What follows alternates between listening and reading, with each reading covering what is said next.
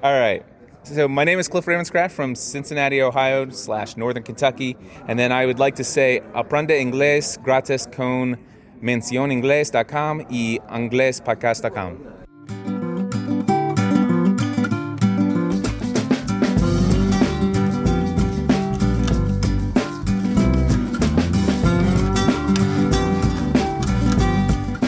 Hello, and welcome to another episode of Aprender Inglés con Reza y Craig, episode 70. If you are a new listener, welcome. If this is your first time with us, I'm Craig. And I'm Reza. Hello. And we're going to help you improve your English and take it to the next level. In this episode, we'll be speaking about urban living. That's vocabulary and expressions connected to living in a city or a town.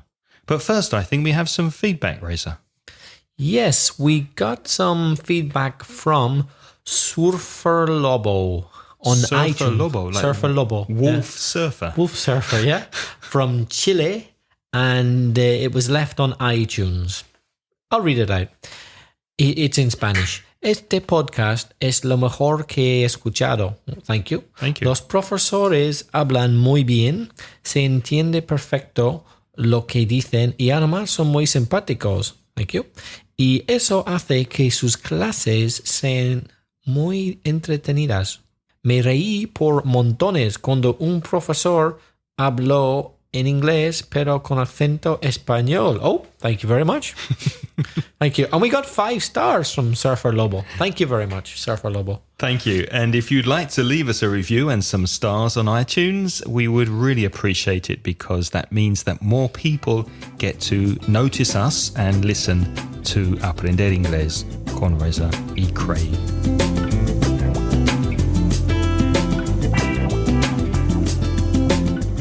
So let's look at some vocabulary, Reza. Where people live. Now, there are many different words in English to describe people's places of residence. Can you think of any? I live in a flat in Valencia. You do too. I do too. But when I was in Belfast, I lived in a house, like most people there. Mm-hmm. So a house is not the same as a flat. Piso, flat, house, casa. And flat is a very British English word. What do the Americans say for flat? They would probably say an apartment. Yeah. And how would you describe the building which contains all the flats, the one building? The whole building with all the flats together? Yeah. Well, in British English, I would say a block of flats. And in American English, an apartment block. Now, in the UK, there are some people who live in flats, but the majority of people actually live in a house. And there are different types of houses. My house in Belfast was a terraced house. A terrace, that's Terraced, terraced. That means there's a line or a row of houses, let's say 5, 6, or it could even be 10, 15 or 20 houses in one line, all joined together side by side. It's a terraced house. It's very typical in England and Ireland. Now, my sister and brother-in-law, they lived in a terraced house before they came to live in Spain. They lived in a terraced house in London near West Ham's football ground, actually, in Plaistow. And yeah, terraced house is joined both sides, isn't it? Está conectado los dos lados. Apart from the lucky person who gets to live at the end. Because there has to be an end, then they've got one end free. But everyone else in the middle, yes, has neighbours on either side. But don't forget, if you're connected both sides, it's kind of insulation. So in the winter, the house at the end of the street or the end of the row is probably the coldest because it's not protected. I hadn't thought of that. From the weather, which is very important in the UK. My house was in the middle, so we had the insulation. Yeah, my sister's was too. I was going to say that, of course, there are other types of houses. What if there are 2 houses side by side, but no more than 2, just 2? So yeah, I lived in a house like this when I grew up in London. So one side of the house was attached to the neighbour, one wall was attached to the neighbour, but the other side wasn't. There was just a garage and nothing. There was a gap, a space before the next house. And these houses are called semi-detached because half of the house is attached and half of the house is detached. So then you could work out, listeners, that a house on its own, which doesn't share any wall with any neighboring house, is detached. A detached house. And they're usually more expensive, aren't they? Yeah, because they have the garden and everything. Now, going back to flats, if you're very lucky and you live in an expensive flat at the top of the building, it's usually very spacious, very big, and very expensive. It's called a penthouse or a penthouse apartment or flat. I've never lived in a penthouse. No, me neither. I don't know if I've ever been in one. Now, a condo or condominium, not sure what that is actually. It's a very American thing, isn't it? It's very American. For me, it's a place where you live in America, which will be a private house, but with some shared facilities. For example, there might be a small apartment block of flats, and in the middle, perhaps a swimming pool, for example, which all the neighbors share. Or a communal garden that you share with your neighbours. That would be a condo, a condominium. So they're individual houses or flats with some shared facilities. Other houses, there's a kind of house that only has one level or one floor, solo un piso. It's a house, but it just has one level. No upstairs, no rooms upstairs. That's called a bungalow. Yes, and it's important to point out that the translation of the word bungalow is not bungalow, which is a Spanish word. There is a Spanish word bungalow. So what does that mean in Spanish then? I'm not quite sure. I just know it's a false friend. In a Spanish bungalow can have 2 levels. Right. It can. But in English, no. In English, a bungalow specifically has 1 level. You cannot call a building with 2 levels a bungalow. In Spanish, you don't use the word that way. Have you heard of the slang expression to call a person a bungalow? No. Somebody who's not clever, who's a bit stupid, a bit thick. You can say he's a bungalow or he's a bit of a bungalow. There's nothing upstairs. No tiene nada en la cabeza. Nothing upstairs. Nothing upstairs. I get it. The lights are on, but nobody's home. A farmhouse is obviously a house in the country where there is a farm. So a farmhouse is, what would you say in Spanish? Casa de campo. Yeah, something like that, yes. Farmhouse. La casa de la granja, something like that, yeah. Animals, chickens. How would you describe a cottage? Because I think the cottage exists in Spanish as well. I'm not sure if it has the same meaning. Cottage. I don't think I could translate it. I would have to describe it. A cottage is a typical rural, not urban, rural building in the countryside of Britain or Ireland. We don't really think of many countries. We think of Northern European countries for cottages. You don't think of a cottage in Spain. In Spain, the nearest equivalent would be a villa. Or finca. Yes or no, I don't. I disagree, actually. For me, a finca, it implies that it has a lot of land around it. A cottage may or may not have land. A cottage could be on a road. That's true. So I don't see them as similar. For me, a villa is the closest thing in the Mediterranean, but it's not quite the same. When we think of a villa, we always think of the Mediterranean. When we think of a cottage, we think of England, Ireland, possibly France and a few other countries in Northern Europe. So it's like our version of a Spanish villa, let's say. Do you remember years ago, those boxes of chocolates sometimes had a picture of a cottage on the chocolate box, and there'd be this beautiful, small, attractive house in the English countryside, maybe in a small village, with a thatched roof, which means a roof made of straw or paja. Yeah. And it's very attractive with flowers outside. That's my idea of a cottage. Yes. Not typical at all of Spain where we are now. Absolutely. Or of South America either. No. A very big, huge house with many, many rooms, usually expensive and very Impressive, very imposing. impressive and imposing would be a mansion. A Yeah. mansion. A country mansion, perhaps? Yeah. Craig, how would you say in English? I just feel like asking you to translate this. How would you say, sorry, I beg your pardon. How would you say in Spanish, I beg your pardon, the English mansion? How would you say that in Spanish? La mansión del inglés. Oh, that sounds good. I like the sound of that. I like the sound of that. Yeah. Which just happens to be one of the very best websites for learning English that there is. If you don't know the mansion, La Mansión del Inglés, you can find it at mansioningles.com. Many free courses and recursos to help you improve your English. It's like a mansion in the fact that it's very big and there are many different departments, many rooms. That's why it's Mansión de Inglés. What it is not is tienda del inglés, which would be tent, mansion tent. So a tent is where you could live or sleep in the countryside or on a campsite. Remember the word campsite? It's not camping.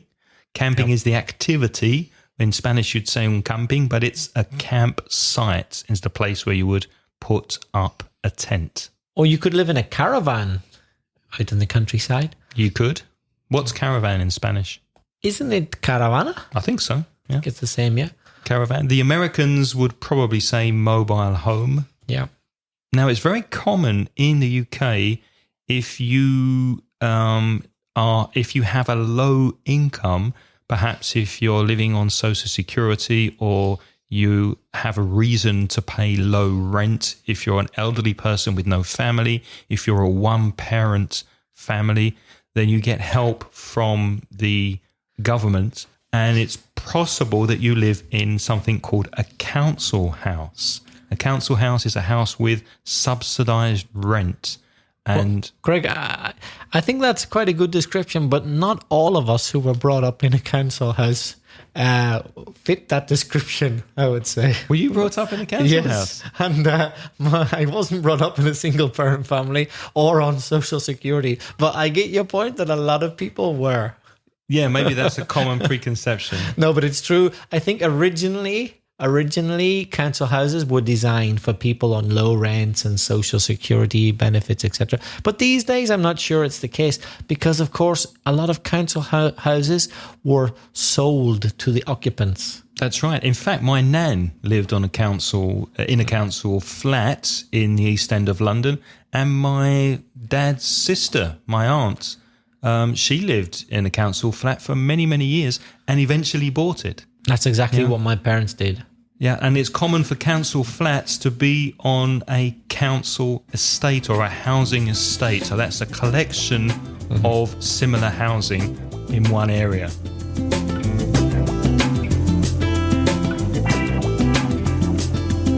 If you live in an area where there are quite a few houses, but it's not a council estate, it's not a housing estate, it's not an area full of these houses built for people with low rent, then you would say a residential area. Right. It's similar idea, just the houses are going to be better quality probably, and the average income per person is probably going to be more in the residential area. Yeah. And it's important to notice the difference between an area where people live, which would be a residential area, and an area full of factories and companies where people work, which would be an industrial estate. How do you say industrial estate in Spanish? Polígono industrial. Yeah. Now, there are other areas of cities and towns. For example, some areas that are closed to traffic where only pedestrians are allowed, people walking on foot, and they're commonly called a shopping precinct or a pedestrian precinct where no cars can pass. And centro comercial in British English is what? I would say a shopping centre.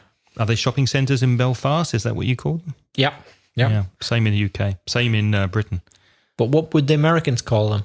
They would call them a mall, M-A-L-L. I'm going to the mall. Or a shopping mall. What about an area where they're building something but they haven't finished yet? An area where they're building something would be a construction site in American English or a building site in British English. Now, in around some cities, there's an area of green countryside that's often protected. For example, around London, there is an area that it's prohibited to build houses and factories on. What's that called? The Green Belt. Yeah, it's a belt or an area, a circle around the city that is fields and parks and trees and grass that cannot be built on. So there's a green belt around London, for example. Mm-hmm. Of course, in Spain, they also have green belts as well. Do they? Yeah, they have green belts in Spain. But what tends to happen in the Valencia area is one politician gets friendly with another, money exchanges hands, and what was a green belt suddenly becomes an area which can be built on. But we'll leave that for another day. That's more politics. It becomes a grey belt. A grey area. Grey. We thought it was a green belt, but somebody made a lot of money and suddenly they built on it. Yeah. And around the edge of some cities, for example, around the edge of Madrid, and some cities in many countries of the world have shantytown. There's a small shantytown outside Madrid where gypsies live. Is there? I didn't know that. It's small. I've obviously heard of the shanty towns in some Indian cities, and Rio de Janeiro has a very large shanty town, and some Latin American countries have shanty towns. And in Africa, most cities have shanty towns. So they're kind of unofficial neighborhoods that shouldn't really exist, but they do exist. People have built there because they can't build anywhere else. They've made things out of bits of metal, bits of wood, plastic, whatever they can. They're called shanty towns. There's a very small one outside Madrid where gypsies live. Yeah, I didn't know that. Yeah, there's a few more in Europe, I think. Not many, but plenty in other parts. What would you call what's the collocation or the expression for things that you would find in a community to service the community? For example, sports centres, swimming pools, libraries, that kind of thing. Local amenities? Mm-hmm. Local amenities. Amenities, or you could say facilities as well, I guess. Yeah. Facilities. What are the local amenities or facilities like in your area? What do you think are the most important or the most essential amenities in any city, Craig? I used to think it was a library, but these days, because of the internet, I don't think a library is that important anymore. I think community centres, places where people can meet and socialise together, they're very important. Obviously, sports facilities where people can exercise, and facilities for children, an area where children can play safely. That's obviously very important. And obviously health facilities and health amenities like clinics and that kind of thing are important. So for you, your ideal urban area has plenty of amenities. Yes. Yeah. Yes. And also, would it be an area with a lot of nightlife, or would it be an area with a lot of bars and cafes, or would you like it to be a lot of shops? Would you like it to be a shopping area, or would you prefer it to be a residential area, or kind of a mixture? What's ideal for you? Ideal for me personally, I'm not too concerned about shops, and although I live in an area with some bars and discos, I don't go there anymore, so that's not important to me. What is important, I think, is an area of relaxation, of parks and places to walk, which I don't have here, so that's why I think I miss it. So, I'm happy that there's a sports centre within walking distance. That's a very useful amenity for me. What about you? Yeah, the same as you, really. Yeah, I look for the same things. Now, Craig, one area which I imagine you wouldn't like to live in, I suppose, is a red light district. Well, let's explain what a red light district is. A place where you would find drugs and prostitution. And that type of thing, yes. Yeah. There's a big red light district in Amsterdam. There's several red light districts in Bangkok, I think. Mm-hmm. Yeah. What the Spanish call Barrio Chino. Is that what they call Barrio Chino? Yeah, okay. Red light district. However, there's another word in English, which is Chinatown. Oh, that's different though. Chinatown is just where Chinese businesses and people live together in one community. Yep. So don't confuse the two. Red light district is Barrio Chino in Spanish. Why you say that, I have no idea. So there's a Barrio Chino in Madrid, for example. In every city, I'd say. But is there a Chinatown in Madrid? I'm not sure that there is. Because there isn't one in Valencia. No. There's no real entire neighborhood that you could say is nearly all Chinese. No. There are many Chinese businesses here. Yes. But they're not in one particular area like in San Francisco, for example, or New York. Yeah, San Francisco probably has the most famous Chinatown in the world, right? Yeah. A huge population of Chinese people. So don't confuse Red Light District and Chinatown. You might go looking to buy some Chinese product and you might get into big trouble if you pick the wrong one in English. Some more expressions that could be useful when speaking about where you live. On the outskirts. What's that? Al borde or las afueras? On the outskirts of... Las afueras. Las afueras Yeah. of a city or town. Or in the suburbs. Or suburban, which is the adjective. So suburban area or suburban area. And then... So that's not the center, but it's still in the city, right? It's still in the city, but it's on the edge of the city. Before the outskirts. Exactly. So you have the city center and then you go out and eventually you come to the suburbs. And once you leave the suburbs and you get out of the city, just at the edge, just outside is the outskirts. Yeah. As you said, the city centre is a UK British English expression, the city centre. In America, they would probably say downtown. So downtown Madrid or downtown New York or downtown Washington, the centre of the city. And in British English, the city centre.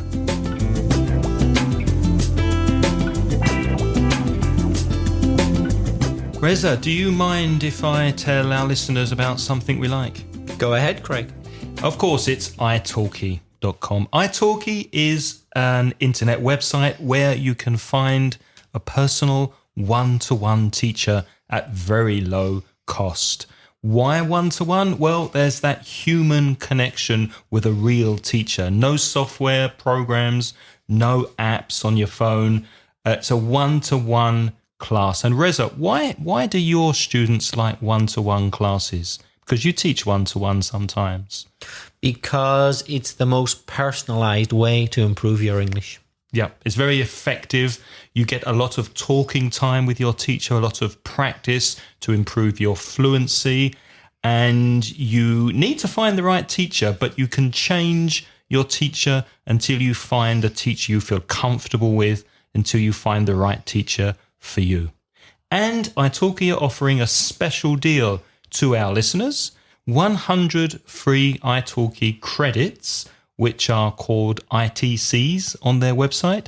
So when you sign up for their paid service, you get basically one free lesson. How do you find it? Go to inglespodcast.com/italki, ITALKI.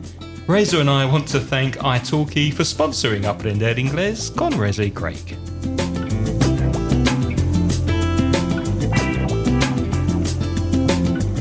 Craig, have you ever seen any slums on your travels? Yes, I have seen a few slums, mainly in India and in some parts of Asia. And as we said before, speaking about shanty towns, unfortunately, shanty towns do have slum housing, which tend to be below the poverty line, very difficult conditions, sometimes with no running water, often with no electricity, and very difficult conditions. Although slums don't necessarily have to be shanty towns. In the United Kingdom, there were slums until the 1920s or 30s. There were slums in parts of London and Glasgow and other areas. There were areas of cities where only extremely poor people lived and the facilities were very, very, very poor. They were called slums. So you can have city slums, or the slums could be in a shanty town, which is outside the city. Could be either. Right.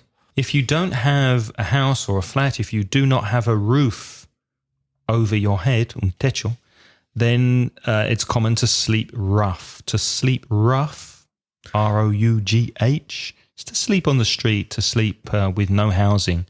When you're homeless. When you're homeless, exactly. Have you ever crashed on someone's floor? Crashed on someone's floor? Yes. What does that mean? You better explain that.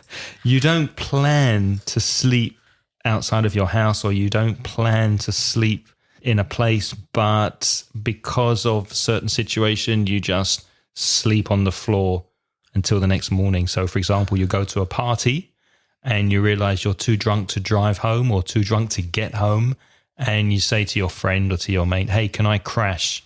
Which means, can I crash on your floor? Can I sleep on your floor until the morning, or can I crash on your sofa? So it's something not planned. Right. And if you're lucky, then your mate will put you up. They will give you free accommodation. We've had this phrasal verb before, to put someone up. Yeah. Mm-hmm. To give them a bed for the night or a sofa for the night. Craig, you own your own accommodation. You own your own flat. But if you had to pay money every month to live in a place, how would you say that? Then I'm paying rent. I'm renting a flat. I'm renting a house or an apartment. And if you have your own second home, it's possible to rent out your home or your flat or your house to another person.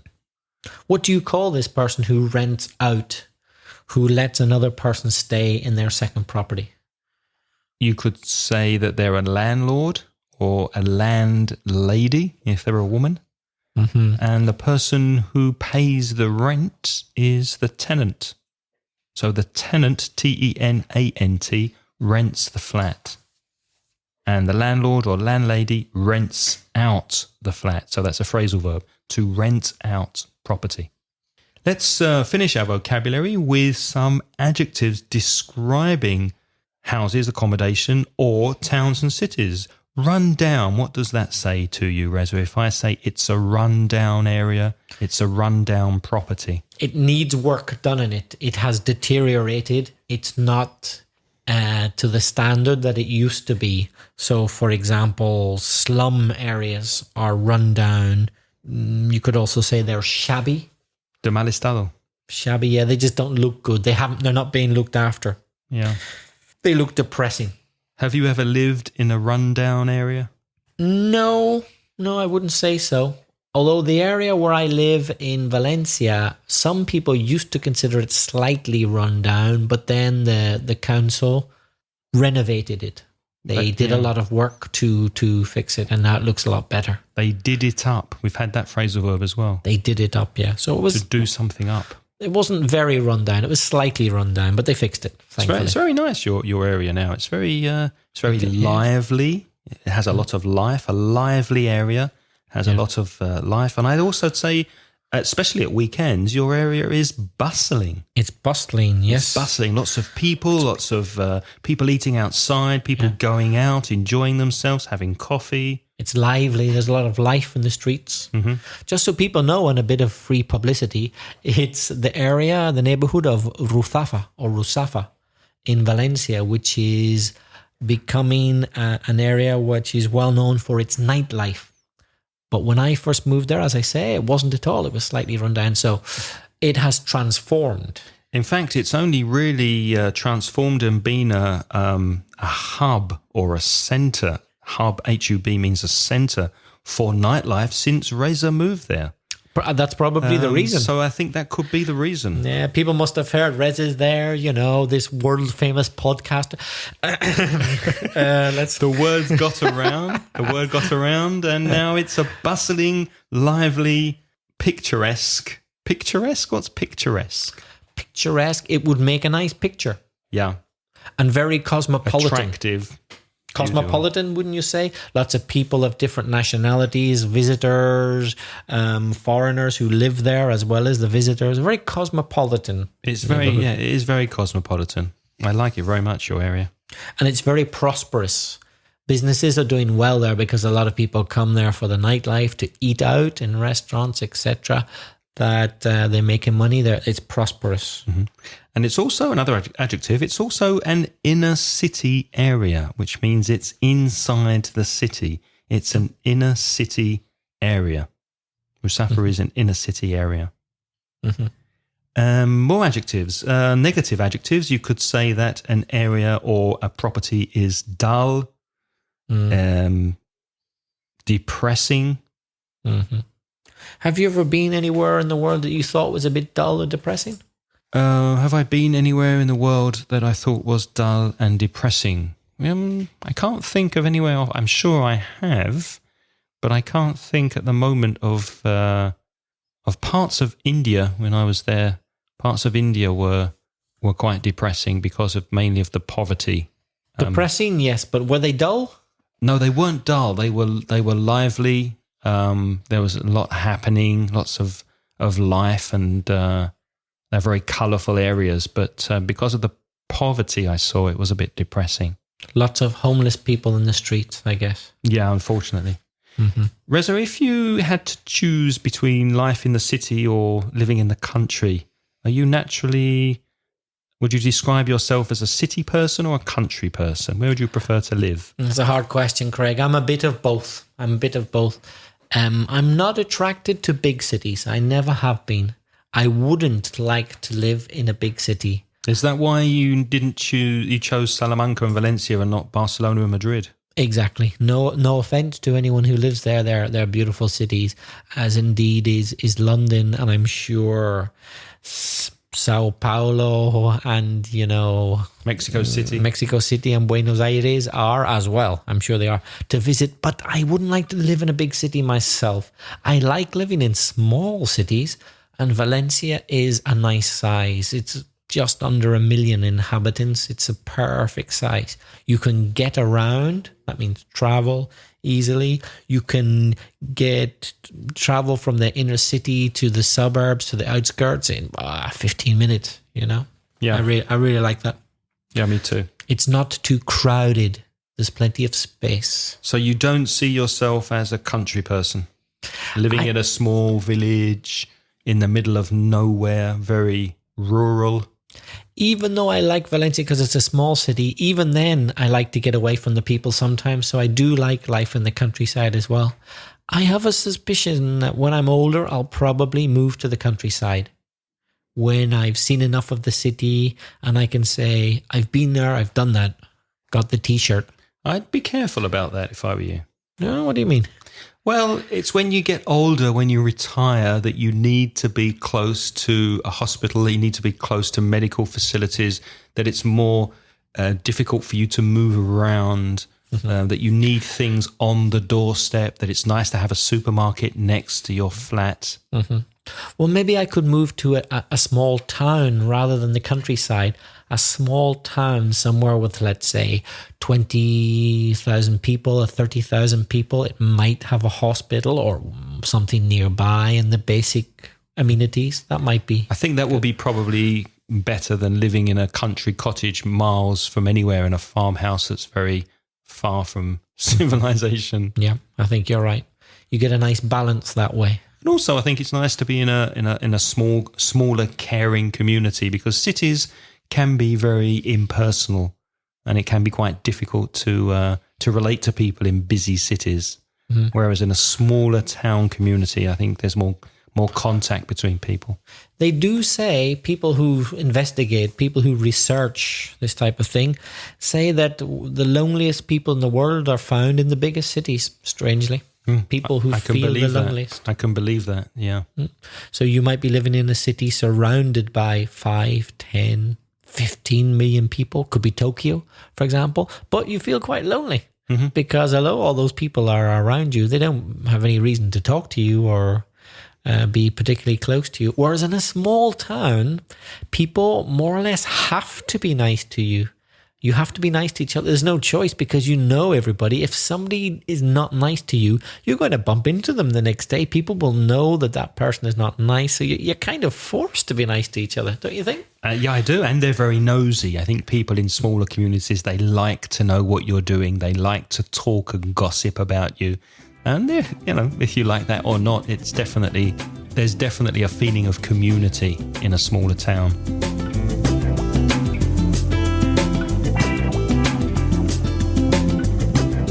So you've said that you lived in a council house. Can you speak a little bit more about where you lived when you were growing up in Belfast? What was the area like? What amenities did it have? What was your street like? Can you describe it?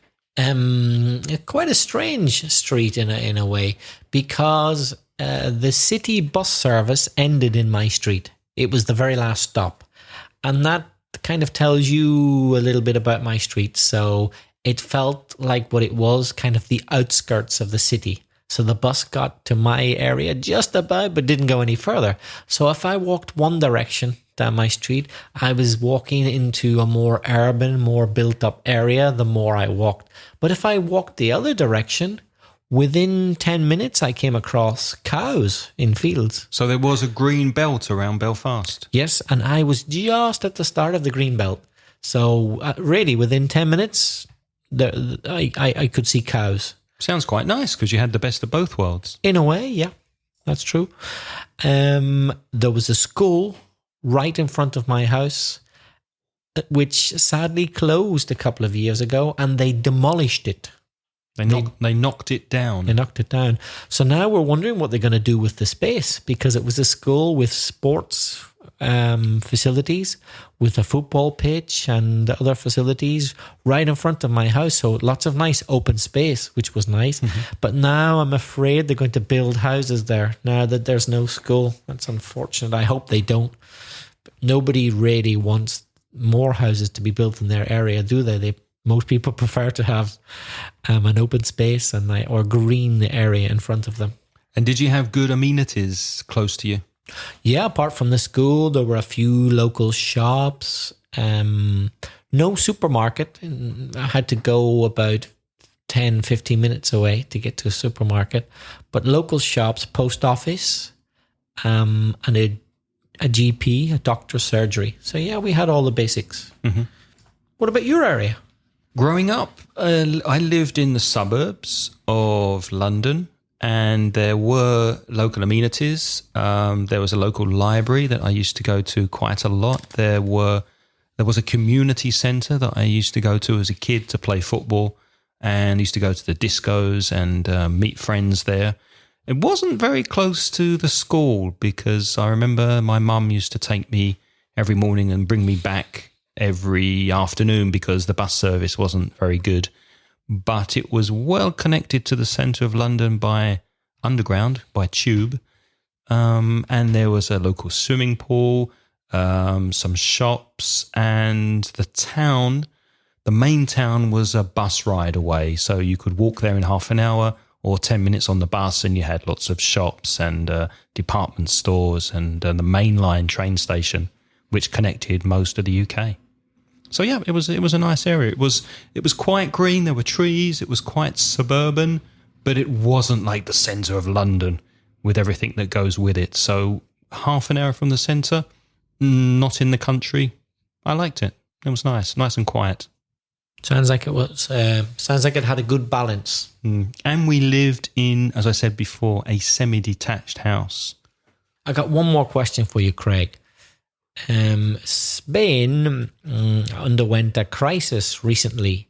There are a lot of... We're still in it, but there are a lot of half-built areas which were supposed to be new urban areas, but the money ran out. There was a financial crisis. The banks couldn't pay any more money to the builders, or the building company closed.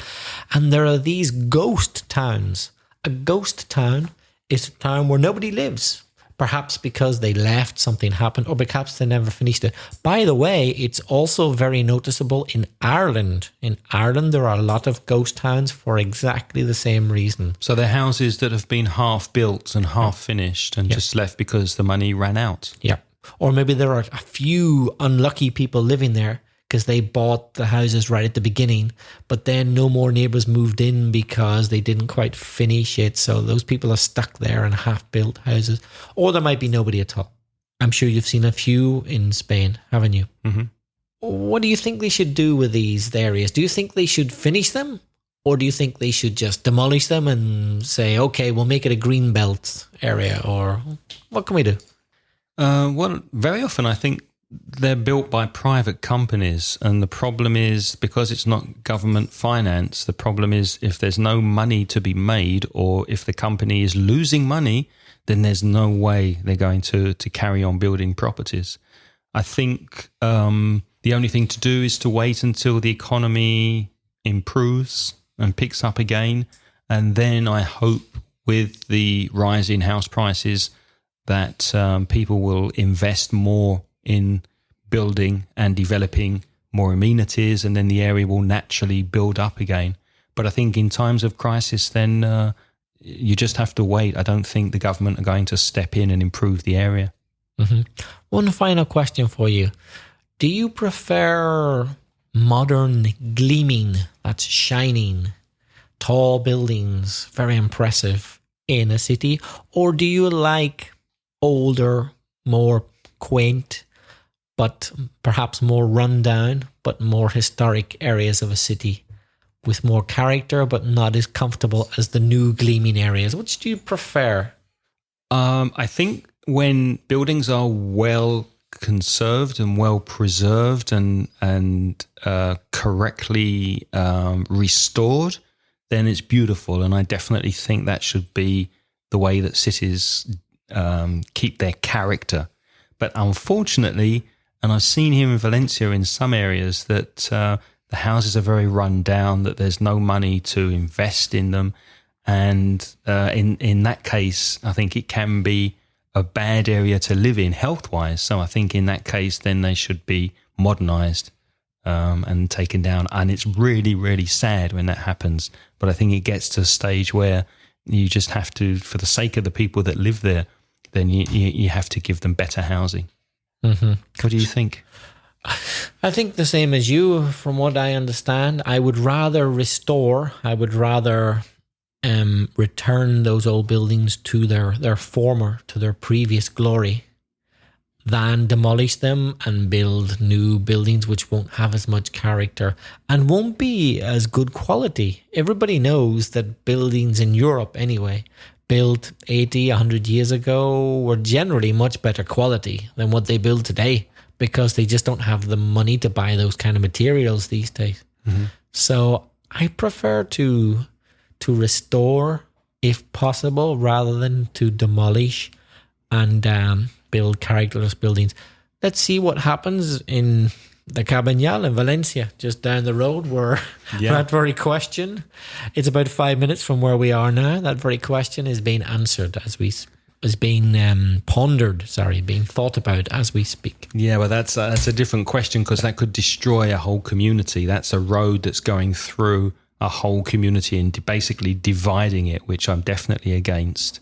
So, I mean, it's not that the houses are falling down and they're dangerous for the people living there. That's just property speculators and developers trying to make money, and as a result, dividing a community and destroying what is a thriving, healthy community, which is really, really sad. But having said that, I would much prefer, I used to like houses with character and old buildings, but having lived in some when I was a lot poorer and suffering damp walls and plumbing that doesn't work and no hot water, I like houses that are functional. I like to have a roof that doesn't leak. I like to have windows that fit properly. I like to have heating and things that work, and plumbing and electric that works in the house. So I would happily sacrifice the beauty of an old building that isn't functional for a more modern building that's more comfortable. But maybe that's my age. Yeah. Craig, you just touched on something I think is really important. You hit the nail on the head. That means Has acertado. The most important thing of all, community spirit. You mentioned it. That's the most important thing, I think, for any area where you live, be it a big city, a village, or a country area, or a small town. It doesn't matter. I think if there's a good community spirit, things should be okay. Absolutely. So how would you describe the area that you grew up in? And how would you describe the area you're living in now? Use some of the vocabulary we've spoken about in this episode and send us a voice message or an email at our webpage, inglespodcast.com. You could also speak about your preference, preferring city life or country life. Which would you prefer? And how would you describe your ideal urban area? So practice your English and send us a voice message. Thank you for listening, and until next episode, it's a huge, wonderful and sunny goodbye from Craig. And it's bye-bye. Bye from me as well. Craig's just leaving me now. He's going back to his mansion, his English mansion. Thank you for listening, and we'll see you in next week's episode. The music in this podcast is by Pitts. The track is called See You Later.